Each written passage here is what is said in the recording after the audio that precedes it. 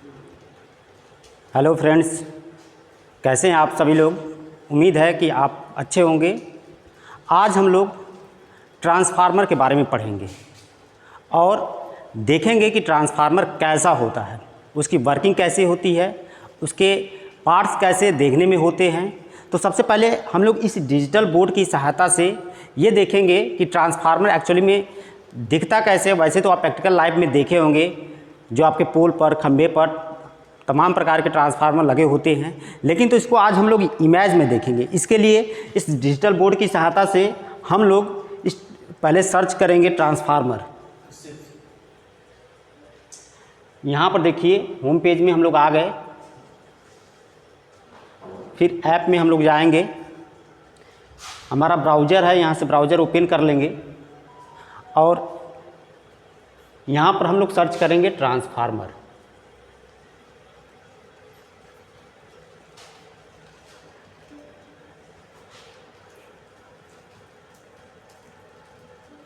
Transformer working.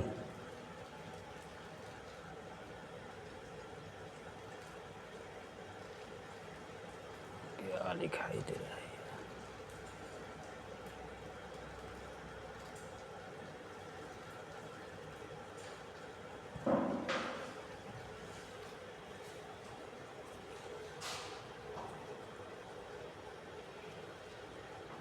ये देखिए screen पर आपको ये अलग अलग प्रकार के ट्रांसफार्मर दिखाई दे रहे होंगे, तमाम प्रकार के। एक्चुअली में आप देखे होंगे जो ट्रांसफार्मर हमारा दिखने में होता है कुछ इस तरह का दिखता है, लेकिन तो इसके जो इंटरनल पार्ट्स होते हैं, जैसा कि आप यहाँ पर देख रहे हैं, यहाँ पर देख रहे हैं, यहाँ पर देख रहे हैं, यहाँ पर देख रहे हैं, ये क्या चीज़ है? ये एक बड़ा ट्रांसफार्मर आपको दिख रहा है। तो इन्हीं सब सारी चीज़ों के बारे में आज हम लोग थोड़ा स्टडी करेंगे और देखेंगे कि ट्रांसफार्मर वर्क कैसे करता है, किसने बताया था ट्रांसफार्मर के कार्य करने का सिद्धांत। तो आइए हम लोग इसको एक वाइट बोर्ड पर सबसे पहले खोल लेते हैं। यहाँ से वाइट बोर्ड हम लोग ले लेते हैं। ये हमारा वाइट बोर्ड है और हम लोग आज देखेंगे ट्रांसफार्मर के बारे में। तो आज का हमारा जो टॉपिक है वह ट्रांसफार्मर। दोस्तों मैं आपको बताऊं कि जो ट्रांसफार्मर को हिंदी में हम लोग कहते हैं परिणामित्र कहते हैं। आपको ये नाम अजीब लग रहा होगा कि परिणामित्र क्या होता है। इसको हम हिंदी में क्या कहते हैं? परिणामित्र। ये ट्रांसफार्मर का हिंदी में नाम होता है। ट्रांसफार्मर काम क्या करता है? ये ट्रांसफ़र करता है। क्या ट्रांसफ़र करता है भाई? एनर्जी को। मतलब एनर्जी का मतलब क्या होता है? ऊर्जा। ऊर्जा का यह क्या करता है? ऊर्जा को ट्रांसफ़र करता है या ऊर्जा का ट्रांसफॉर्मेशन करता है। अब हम लोग बात करेंगे कि एक ट्रांसफार्मर किस प्रकार की ऊर्जा को ट्रांसफ़र करता है। तो ये जो होता है इलेक्ट्रिकल एनर्जी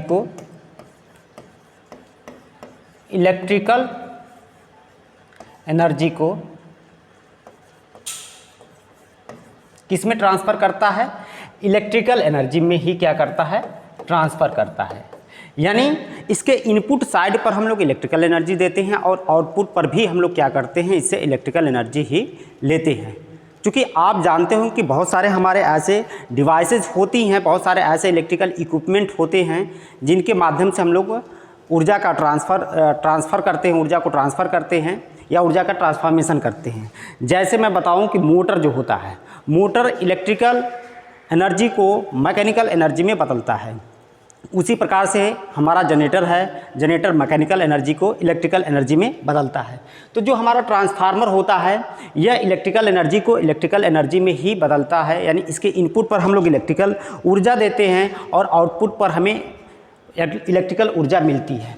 अब ये जो ट्रांसफार्मर होता है, इसके लिए सबसे पहले मैं बताऊं कि जो ट्रांसफार्मर कार्य करता है और इसको कार्य करने के बारे में किसने बताया था? तो एक साइंटिस्ट थे जिसका नाम था फैराडेज।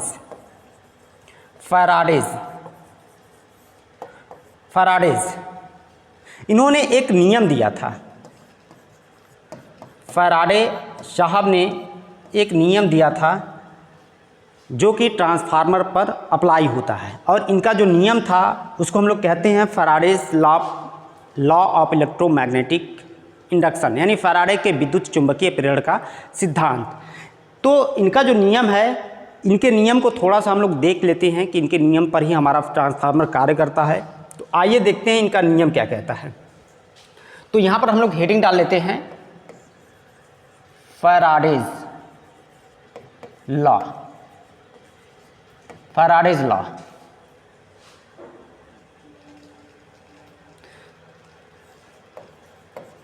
फैराडेज लॉ यानी फैराडे का नियम। तो मैं आपको बताऊं कि फैराडे साहब ने क्या बताया था। इन्होंने दो नियम दिया था, फैराडेज फर्स्ट लॉ और सेकेंड लॉ, यानी फर्स्ट लॉ और सेकेंड लॉ। तो ये दोनों नियम क्या कहते हैं मैं आपको बताना चाहूँगा।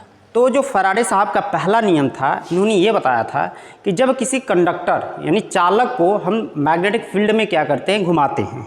यानी हमारे पास कोई चालक है और उस चालक को अगर हम मैग्नेटिक फील्ड यानी चुंबकीय क्षेत्र में घुमाएं, यानी कहने का मतलब ये है कि कंडक्टर हमारा घूमेगा तो मैग्नेटिक फील्ड को काटेगा, और जब काटेगा तो उन्होंने ये बताया था कि उस कंडक्टर में ईएमएफ यानी वोल्टेज पैदा होता है।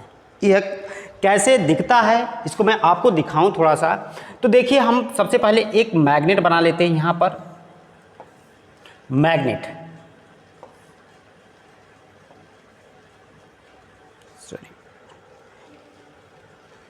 यह मैं आपको यहाँ पर एक मैग्नेट बनाकर दिखा रहा हूँ।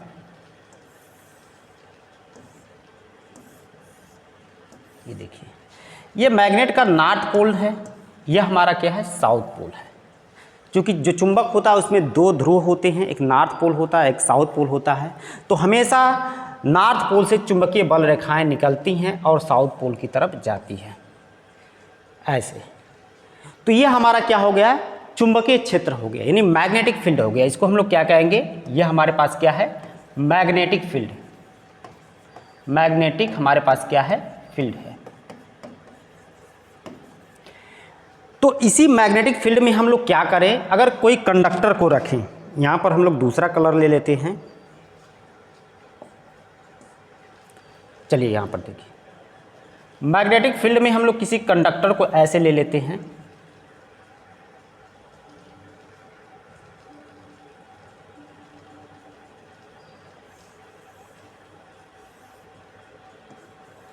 यह आपको कंडक्टर दिख रहा है, इसका नाम आप दे देंगे, यह हमारा क्या है,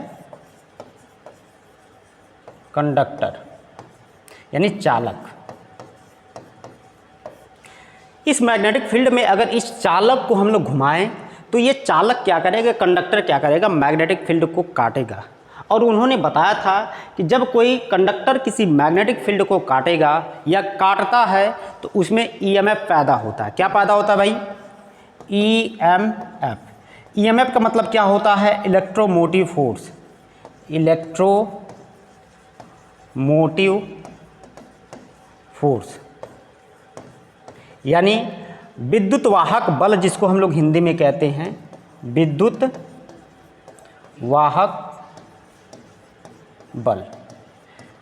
यानी इन्होंने ये बताया था कि जब किसी चालक को हम लोग चुंबकीय क्षेत्र में घुमाएंगे तो जब चालक चुंबकीय क्षेत्र को काटेगा तो उसमें ईएमएफ पैदा होता है, और ईएमएफ को हम लोग क्या कहते हैं, इलेक्ट्रोमोटिव फोर्स कहते हैं, विद्युत वाहक बल। इसी को दूसरी भाषा में हम लोग वोल्टेज भी कहते हैं। क्या कहते हैं, वोल्टेज।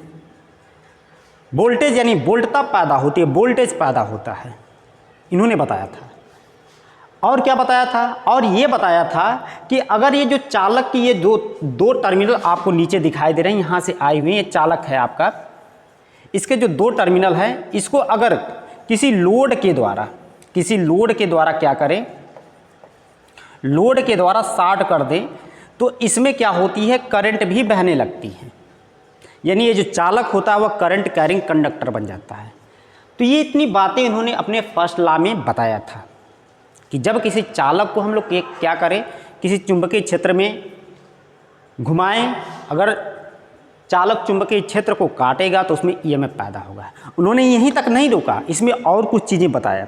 और क्या बताया भाई, उन्होंने एक्सपेरिमेंट करके प्रयोग करके ये भी देखा कि अगर ये चालक स्थिर रहे, चालक हमारा क्या हो, स्थिर रहे, और किसी माध्यम से जो मैग्नेटिक फील्ड है इसको हम लोग क्या कर दें, घुमा दें।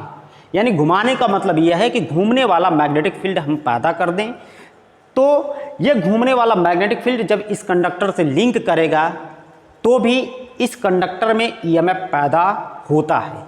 इतनी बातें पूरी कंप्लीट होती है फैराडे के पहले नियम से। आप ध्यान से सुनेंगे कि फैराडे साहब ने ये बताया था कि जब किसी कंडक्टर या किसी चालक को हम चुंबकीय क्षेत्र में घुमाते हैं तो वो चालक जब चुंबकीय क्षेत्र को काटेगा यानी मैग्नेटिक फील्ड को काटेगा तो उसमें ईएमएफ पैदा होता है यानी वोल्टेज पैदा होता है। और उन्होंने दूसरी बात यहीं से बताई थी कि अगर हमारा चालक स्थिर हो यानी उसमें कोई गति न हो और फ्लक्स क्या हो, घूमने वाला हो, यानी फ्लक्स को हम लोग घूमने वाला पैदा कर दें, तो जब घूमने वाला फ्लक्स इस चालक से लिंक करेगा तो भी इसी चालक में ईएमएफ पैदा होगा। ये इन्होंने पहली बात बताई। अब इसमें कितना ईएमएफ पैदा होगा उसका कैलकुलेशन करने के लिए भी हमारे पास फार्मूला होता है, और कितना ईएमएफ पैदा होगा इसको हम लोग कैसे जान पाएंगे, तो नेक्स्ट पेज पर हम लोग देख लेते हैं। जो ईएमएफ पैदा होता है यानी जो हमारा विद्युत वाहक बल पैदा होता है उसका मान किस पर निर्भर करता है, बी एल भी साइन थीटा पर दोस्तों निर्भर करता है। यह बी क्या है, बी को हम लोग कहते हैं magnetic flux density, magnetic flux density यानी चुंबकीय फ्लक्स घनत्व, चुंबकीय फ्लक्स घनत्व बी को। यह एल क्या है, जो चालक की लंबाई होती है यानी लेंथ ऑफ कंडक्टर यानी चालक की जो हमारी लंबाई होती है, चालक की लंबाई। v क्या है, चालक को जिस वेग से हम लोग घुमाते हैं यानी वेलोसिटी ऑफ कंडक्टर यानी चालक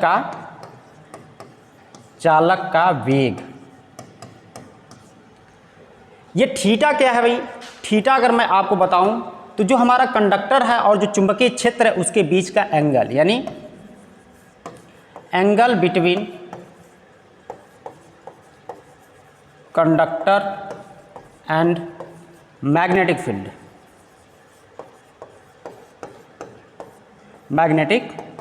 फील्ड। देखिए जो ईएमएफ पैदा होता है उसका मान हम लोग इस फार्मूले से ज्ञात कर सकते हैं। आपको मैंने बताया कि यह हमारे पास मैग्नेट है, यह मैग्नेट है, इसमें क्या रखा गया है, यह कोई चालक रखा गया है।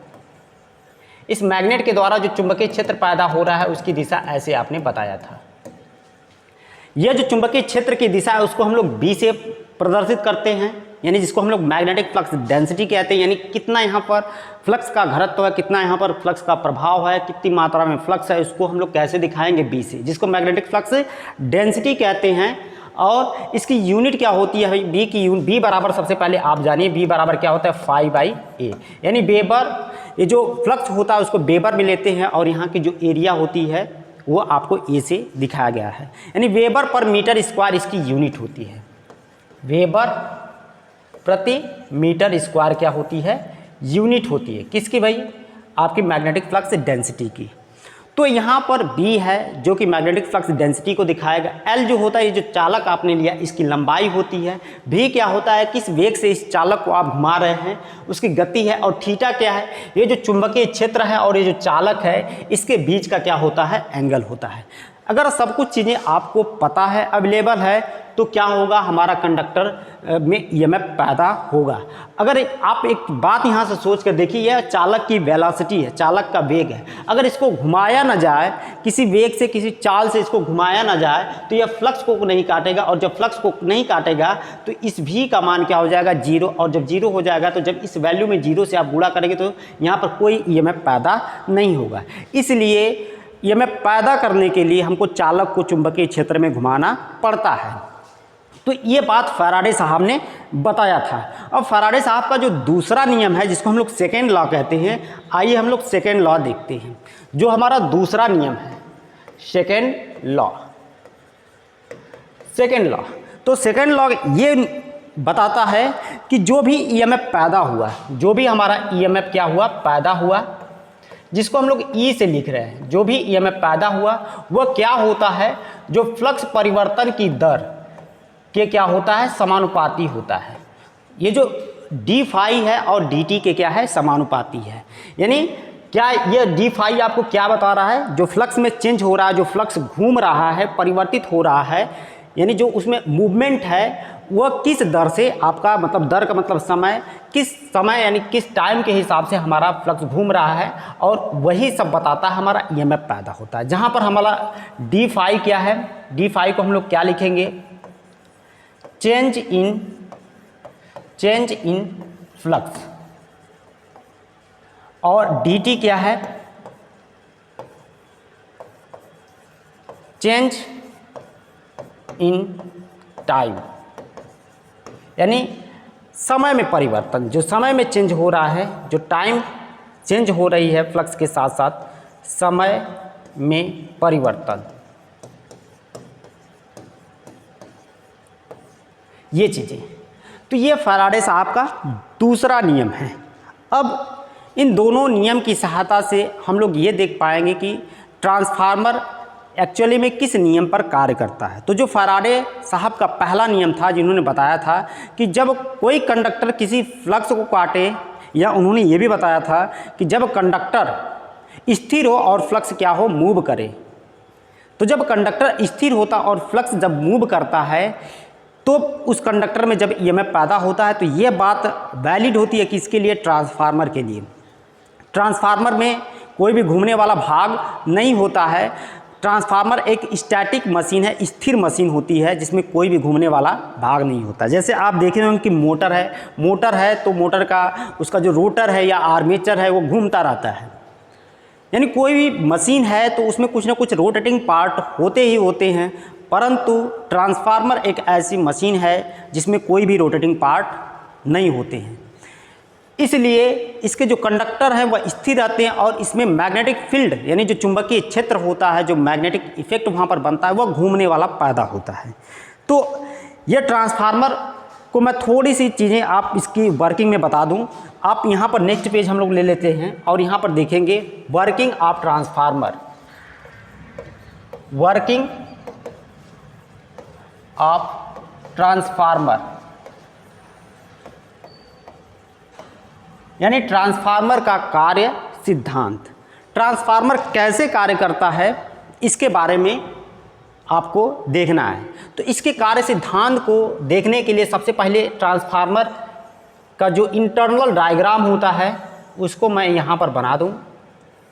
जैसा कि आप देख पा रहे हैं, ये जो चीज़ें आपको दिख रही हैं इसको हम लोग क्या कहते हैं, कोर कहते हैं। क्या कहते हैं, कोर। हिंदी में इसको क्रोड कहते हैं, क्रोड कहते हैं। यह कोर जो होता है यह मैग्नेटिक मटेरियल का बना होता है, मैग्नेटिक मटेरियल का बना होता है। और किस मटेरियल का बना होता है, तो कोर सामान्यतः सिलिकॉन,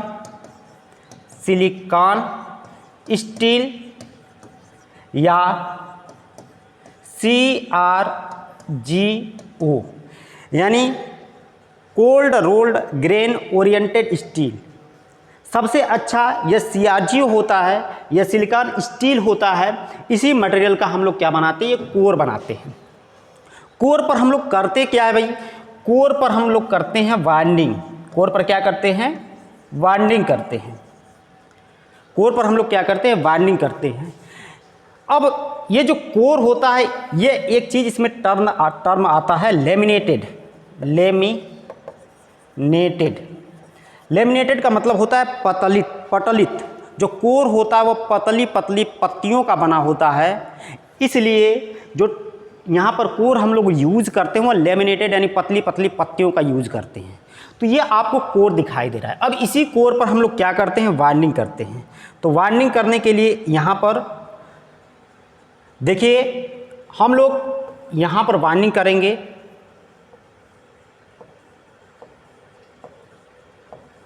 ये देखिए इधर भी हम लोग वाइंडिंग करेंगे।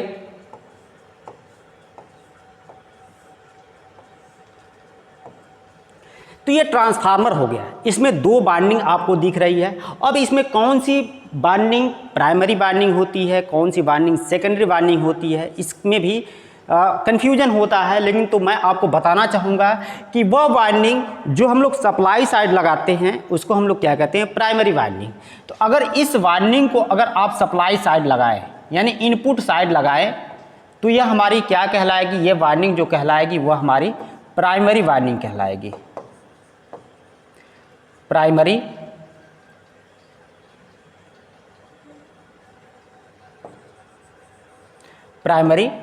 वाइंडिंग कहलाएगी। और जो वाइंडिंग हम लोग लोड साइड लगाते हैं, यहाँ पर अगर आप लोड लगा दें तो इसको हम लोग कहते हैं secondary winding. Secondary winding, secondary winding यानी प्राथमिक कुंडलन और द्वितीयक कुंडलन। यहाँ पर जो हमने इनपुट साइड में वोल्टेज लगाया उसको हम लोग V1 से दिखाते हैं, और जो यहाँ पर लोड साइड होता है यहाँ पर जो हमको वोल्टेज मिलता है उसको हम लोग V2 से दिखाते हैं। यहाँ पर जो टर्न आपने यहाँ पर दिया उसको N1 लिखते हैं, और यहाँ पर जो टर्न दिया आपने उसको N2 लिखते हैं।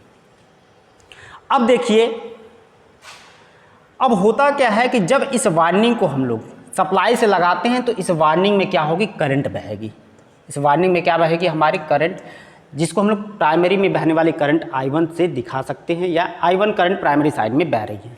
अब इसमें जब करंट बहती है तो आपको मैं बताया था कि जब किसी वाइंडिंग में क्या होती है, करंट बहती है।